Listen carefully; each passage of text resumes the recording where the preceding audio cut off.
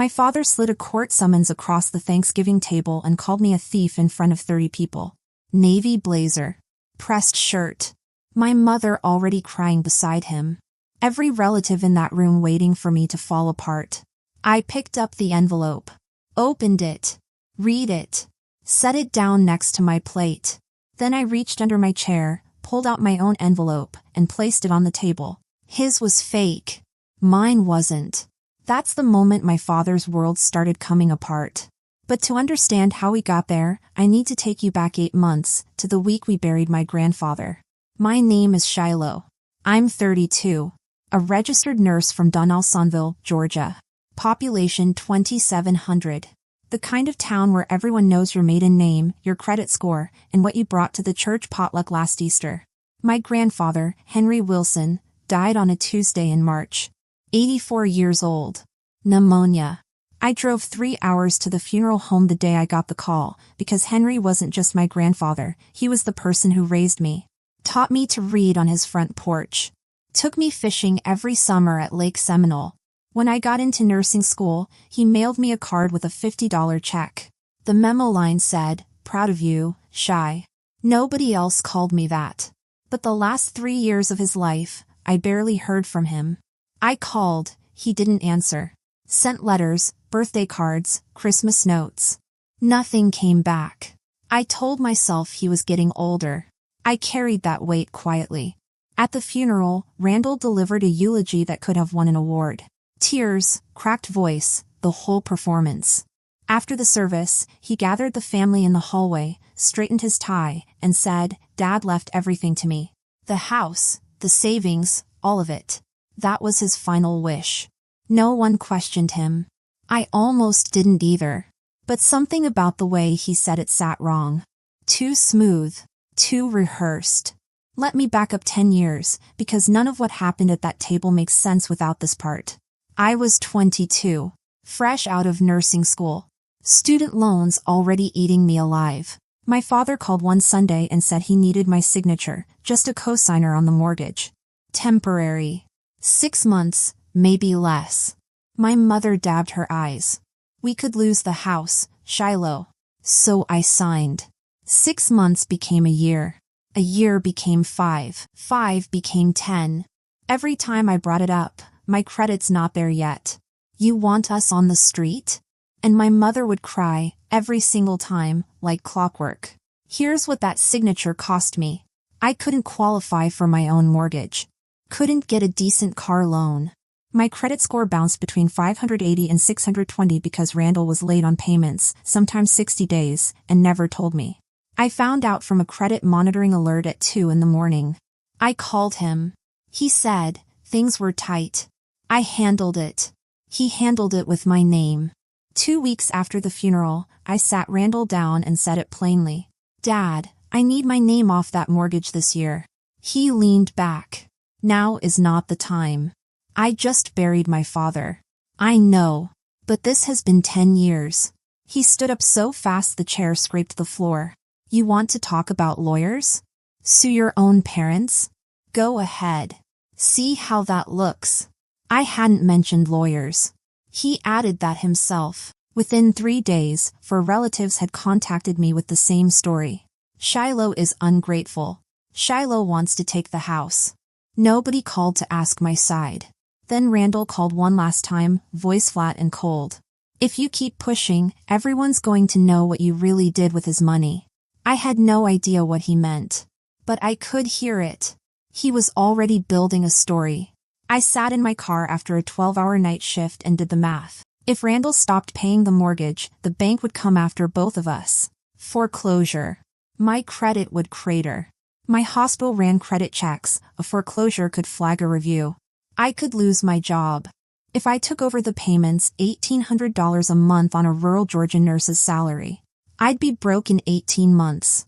Then I pulled up the mortgage account online. And that's when I saw it. A home equity withdrawal. $40,000. Taken out 3 months before Grandpa Henry died. Without my knowledge. Without my consent. Tied to my name. He didn't just trap me. He went back to the trap and made it deeper. The rumors started with whispers. Randall and Rebecca began telling family, casually, like common knowledge, that I'd taken cash from Grandpa's house near the end. That they'd found a dresser drawer empty. My cousin Cody called. Uncle Randall said you took money from Grandpa's dresser. What's that about? That never happened, Cody. Okay. Just telling you what he said. Every time I denied it, I sounded more defensive, which made me sound more guilty. It leaked into church. It leaked into work. But Randall slipped. He mentioned the dresser drawer. Too specific. Because how did he know Grandpa kept cash there unless he'd been in that drawer himself? I drove to the county courthouse on my day off, still in my scrubs. Probate records are public. I sat on a bench in the hallway and opened Henry's file. The will Randall had filed was typed, notarized, dated 14 months before Grandpa died.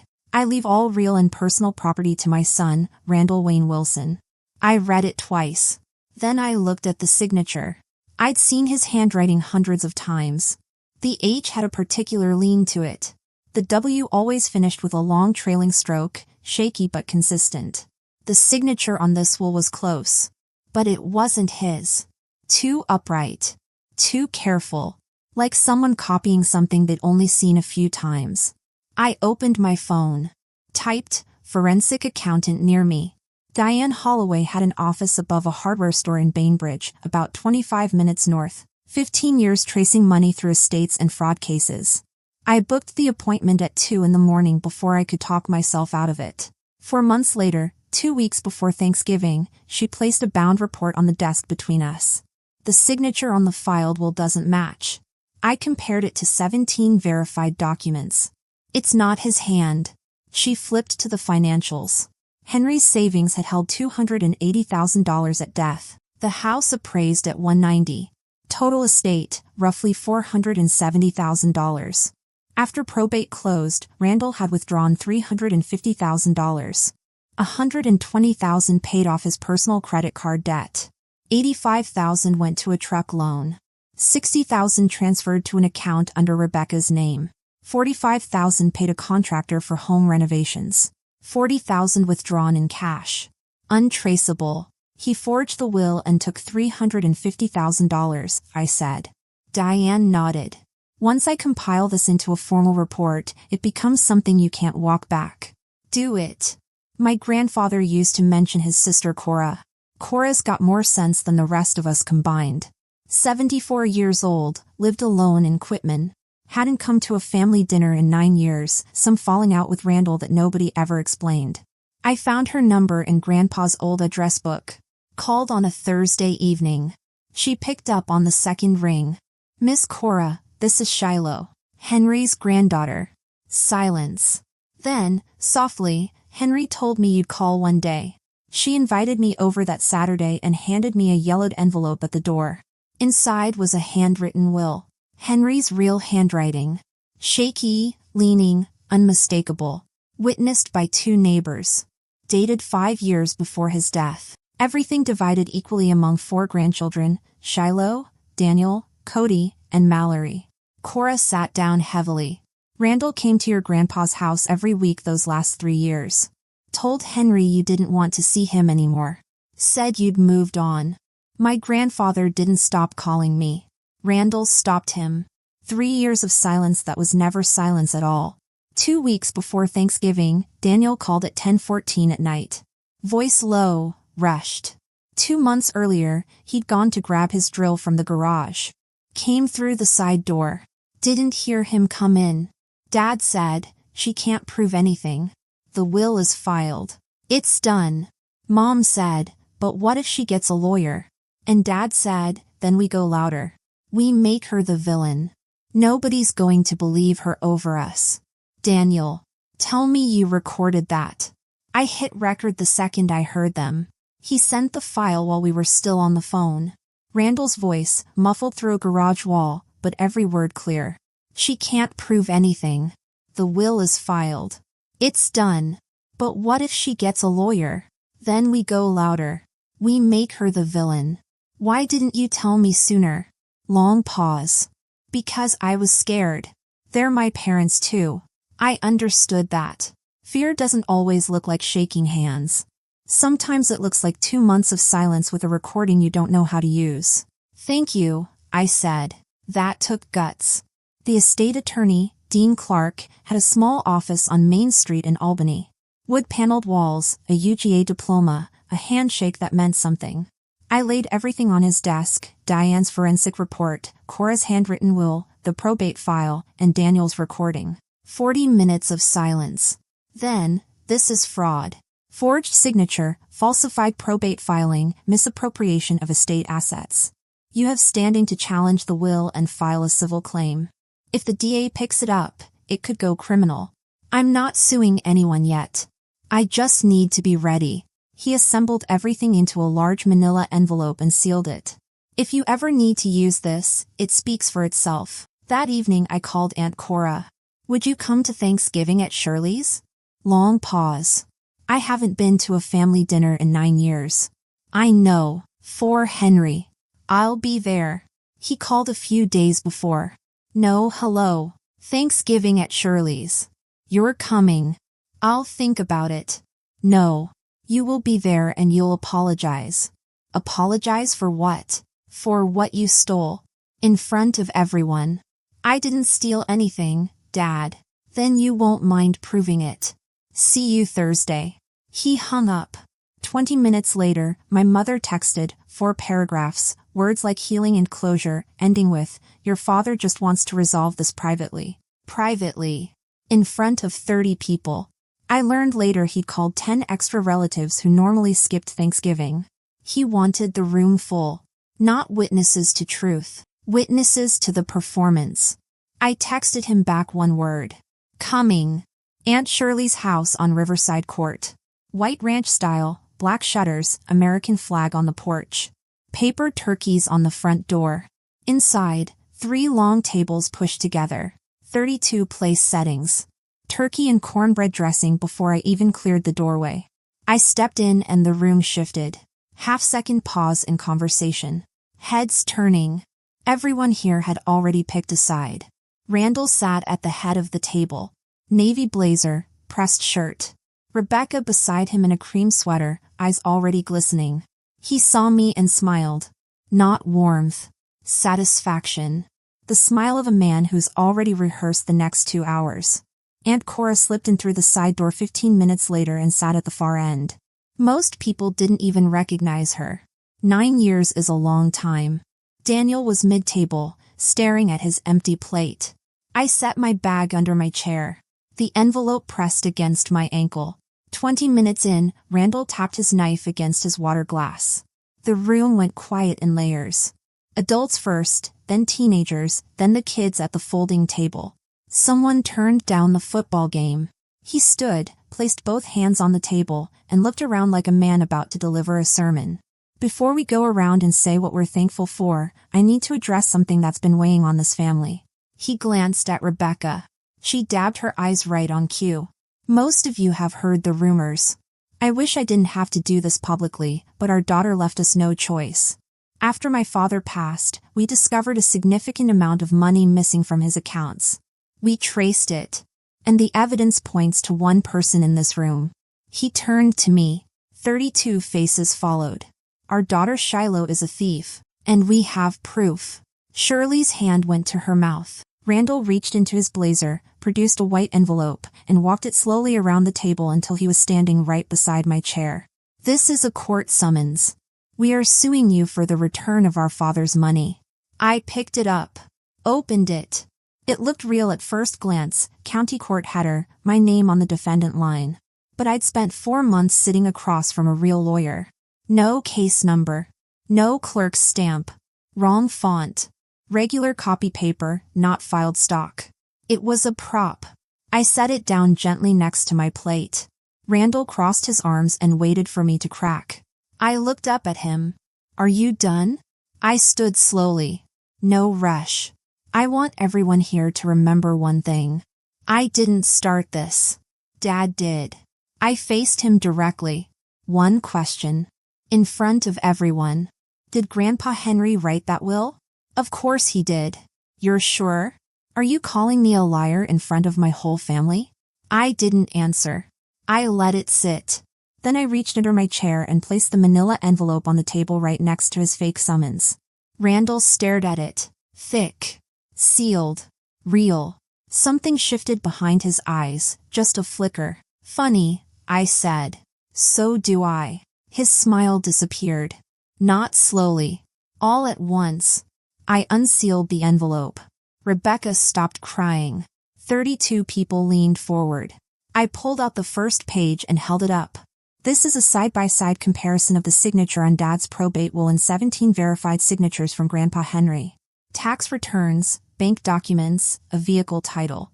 All confirmed authentic. I passed it to Shirley. She put on her reading glasses. Left column, Randall's filed will.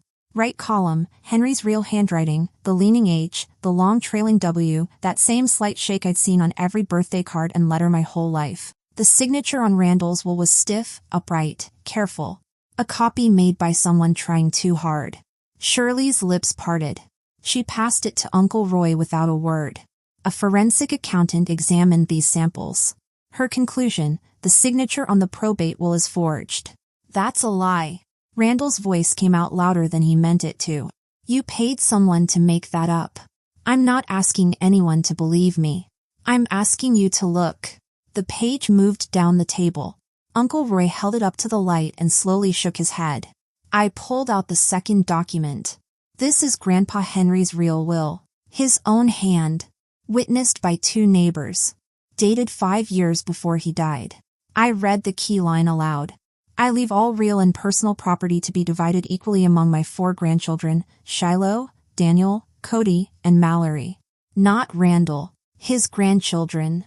Randall stepped back. Where did you get that? That isn't legitimate. And then Aunt Cora stood up. She'd been so quiet at the far end that half the room had forgotten she was there. 74 years old. Small. Silver-haired. Henry gave it to me, she said. 3 years ago.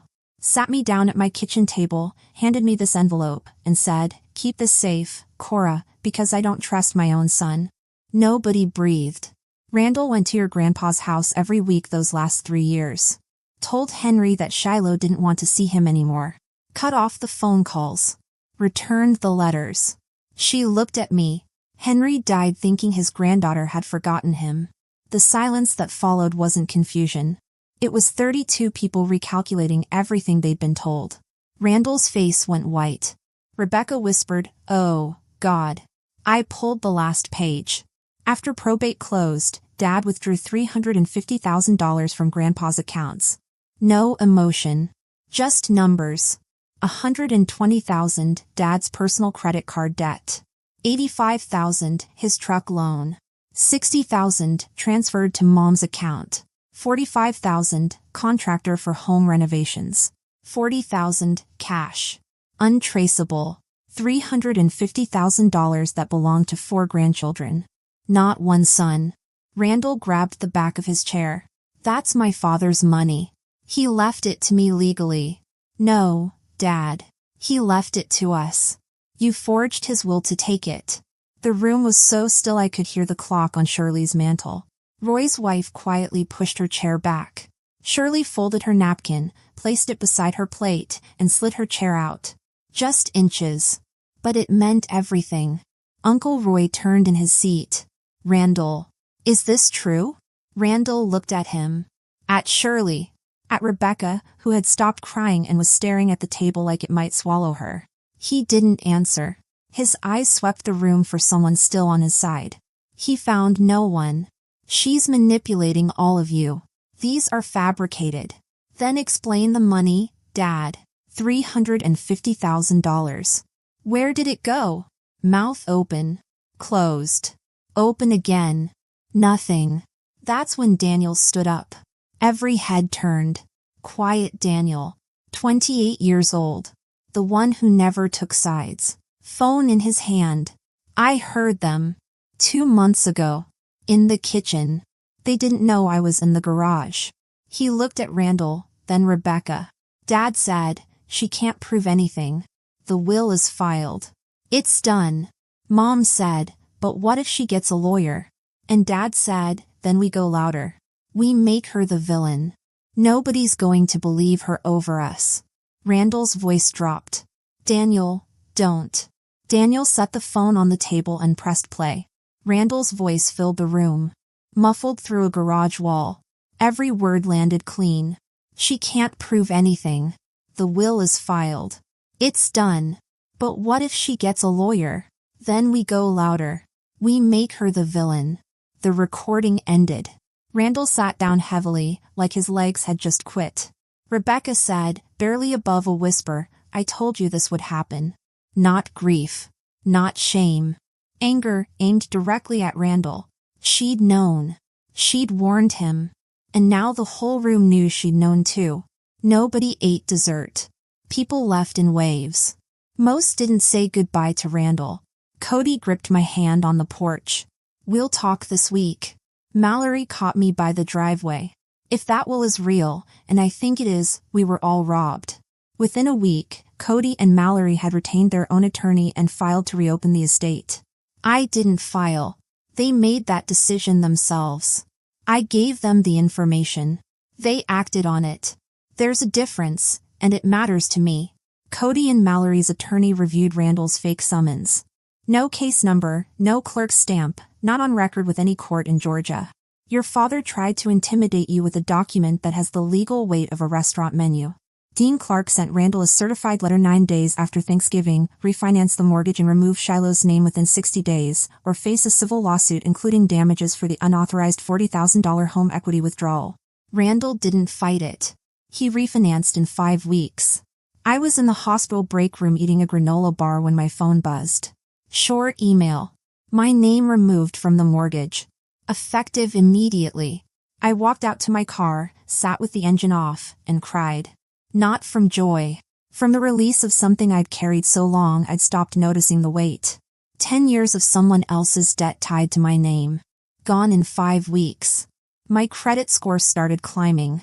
The banker said it would hit 710 within 6 months. Not perfect. But mine. The probate court reopened Henry's estate in January. An independent expert confirmed what Diane Holloway had found. The signature on the filed will was not Henry Wilson's. Each grandchild received approximately $82,000. Cody paid off his truck. Mallory put hers toward her daughter's college fund. I kept mine untouched for 2 months. I wanted it to feel clean first. Not anger money. Not revenge money. Just what Grandpa Henry intended. A week before Christmas, Aunt Cora called. Come by Saturday. I have something for you. Her kitchen smelled like coffee and cedar. On the table, a shoebox. Inside, 11 letters written by my grandfather over his last 3 years, mailed to Cora because he knew Randall was intercepting everything. I opened the first one. Shy, your daddy told me you don't want to see me anymore. I don't believe it. But if it's true, I want you to know I'm not angry. I just miss you. I opened the last one. Written 2 months before he died. I'm leaving everything to you kids. All 4 of you. If your father does something different, find Cora. She's got the real one. I love you, Shy. I always did. I pressed my palms flat on Cora's kitchen table and held on. Because if I didn't anchor myself to something solid, I was going to fall apart completely. He never stopped writing to me. He sent letters to the one person he trusted to hold the truth. He didn't leave me money. He left me proof that he never gave up. For months after Thanksgiving, I bought a house. 2 bedrooms on Pecan Street, half a mile from the hospital. White siding, green door, a porch just wide enough for 2 chairs. I put down the money from Grandpa Henry's estate and qualified for the rest on my own, 709 credit points. No cosigner. No second name. Just mine. First night, pizza box on the floor, glass of sweet tea, bare walls. I hung one thing, a framed photo of Grandpa Henry at Lake Seminole, fishing rod in hand, grinning so wide you could count every remaining tooth. Not bad, Grandpa, I said to the empty room. Daniel and I started meeting every Sunday at Lula's on Highway 84. Cracked vinyl booths, bottomless coffee. We talked about work, the weather, nothing. Then slowly, everything. He told me Randall had tried to get him to co-sign a loan 2 years ago. When Daniel refused, Randall froze him out for 4 months. I thought I'd done something wrong, Daniel said, stirring his coffee. Took me a while to realize it was punishment. We didn't lose our parents at Thanksgiving. We'd lost them long before. We just didn't have the language for it yet. What we found on those Sunday mornings was something we hadn't had since we were kids. Each other. My mother called 2 months after Thanksgiving. 8 in the morning, she never called before 10. I know you won't forgive us. I just want you to know I didn't want it to go this far. But you let it, Mom. Every step. I know. You called 8 relatives and told them I was a thief. You sat next to Dad while he waved a fake summons at our family. You helped him cut me off from my own grandfather. Silence. Then, I was afraid of losing the house. I know that's not enough. I believed her. Not because it excused anything. But I'd watched that fear for 32 years. She was afraid. She was wrong. Both things were true. I need space, Mom. Don't call me for a while. Okay. No argument. No tears. Just okay. Randall never called. Not once. For the first time in his life, he had nothing to say. I didn't slam the door. I just stopped holding it open. Aunt Cora sent me a photograph last week. Henry holding me at age 3, 4th of July picnic. He's laughing. I'm holding a sparkler with both fists. On the back, his handwriting. Shy. Grandpa's proud of you. I taped it to the refrigerator, right next to my nursing license. My father tried to rewrite my grandfather's story. Forged a signature, stole a legacy, silenced a dying man's wishes. He nearly rewrote mine too. But the truth can't be faked. Not when the right people keep the original safe. If someone in your life is using love as leverage, trading affection for compliance, making you feel guilty for protecting yourself, hear this: saying no doesn't make you ungrateful. It means you decided your own life matters. And if your grandparents are still here, call them today. Not next week. I lost 3 years with a man who loved me because my father decided I didn't deserve to know it. No amount of money fixes that. I didn't win a war. I just stopped being a casualty. Thanks for listening. If this story meant something to you, share it with someone who needs to hear it, and don't forget to comment and subscribe for more stories about people who chose truth over silence and finally took their lives back. The truth doesn't need a loud voice. It just needs the right envelope.